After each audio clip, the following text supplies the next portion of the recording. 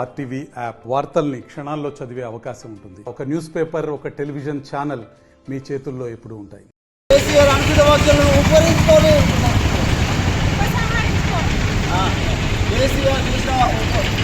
వాక్యాలను ఉపసంహరించుకోవాలి. కేసీఆర్ వ్యాఖ్యలను ఉపసంహరించుకోవాలి. కేసీఆర్ వ్యాఖ్యలను ఉపసంహరించుకోవాలి. కేసీఆర్ వ్యాఖ్యలను ఉపసంహరించుకోవాలి. తెలుగుదేశం జిందాబాద్. తెలుగుదేశం జిందాబాద్. నారా చంద్రబాబు నాయుడు నాయకత్వం. నారా చంద్రబాబు నాయుడు నాయకత్వం. జై తెలుగుదేశం.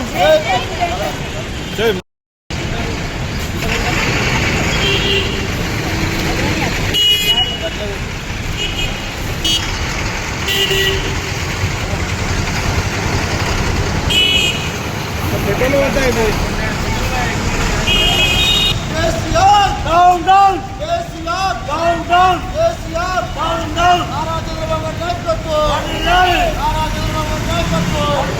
నారా చంద్రబాబు నాయకత్వం. కేసీఆర్ నారా చంద్రబాబు నాయకత్వం. నారా చంద్రబాబు నాయకత్వం. తెలుగుదేశం.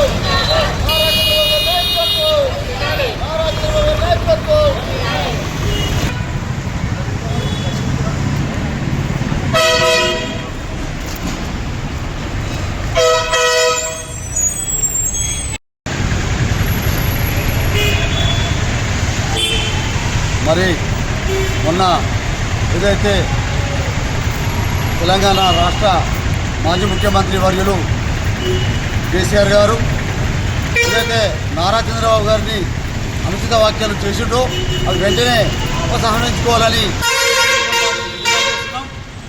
మేము అడుగుతున్నది ఏంటంటే కేసీఆర్ 1200 మంది ఆత్మ బలిదానం మీద ఇలా గద్దెనెక్కి మరి ఏదైతే తెలంగాణ రాష్ట్రాన్ని మొత్తం అప్లకుప్పగా చేసి మరి ఈ రోజున ఏదైతే అభివృద్ధికి విజన్ నాయకుడిని చంద్రబాబు నాయుడు గారిని పట్టుకొని మరి లేనిపోని ఆరోపణలు చేస్తున్నాం.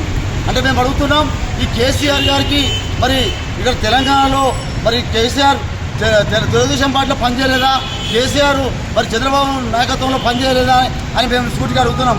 ఆనాడు మరి కేసీఆర్ గారు మరి చంద్రబాబు గారితో మడుగులు నొక్కకుండా ఉండలేదా అని మేము చూపిస్తున్నాం. ముఖ్యంగా చంద్రబాబును ఆ రోజు తెలంగాణలో ఇక్కడ వద్దు అనే విషయాన్ని అన్నప్పుడు, ప్రత్యేక తెలంగాణ అన్నప్పుడు చంద్రబాబు కూడా ఆంధ్రప్రదేశ్ తెలంగాణ రెండు కళ్ళని మరి చంద్రబాబు గారు కేవలం అభివృద్ధి మీద దృష్టి పెట్టి ఆంధ్రప్రదేశ్ ఇలా ఉత్తరికిస్తున్నాడు.